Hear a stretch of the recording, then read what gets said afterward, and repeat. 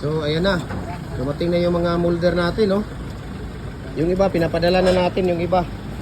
So ito po ay 2.6 na 4 holes. Okay? 2.6. Ayun, okay lang yan. Okay na yan dyan. Ayan, okay na yan dyan.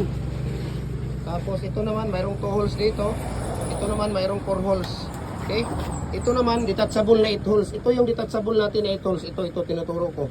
Ayan, no? 1, 2, 3, 4, 5, 6, 7, 8. 8 na butas yan. Ito, detachable na 4 holes. Pero ang size nito, 5.5 by 5.5. Ito po kay Sir Buddy Tan.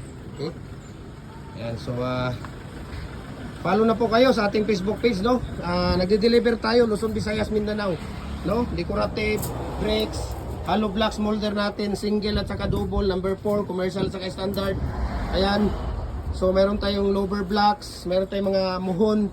Ayan, lower, decorative natin. So ang dami nating mga design, lahat ng mga ayan, culvert natin. Pins concrete post, dragon fruit post, balloon stair, tipi ng manok. Ayan, ano na tayo, gumagawa na tayo ng tipi ng manok. Okay? At saka tawag dito, message nyo lang ako mga idol para mabigyan ko kayo ng price list dito at saka shipping details, no? Ayan, follow po kayo sa ating YouTube channel Jim Hardware Kukulamber Concrete Products, sa ating personal Facebook account Felix Tan Pagikan Jr., sa ating Facebook. Maraming salamat po at God bless po sa ating lahat. Okay, sa ating Facebook page Jim Hardware Kukulamber Concrete Products, sa ating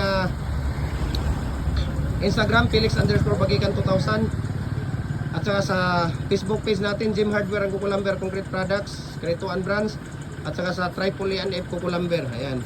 So mabuhay po tayo and God bless po sa ating lahat.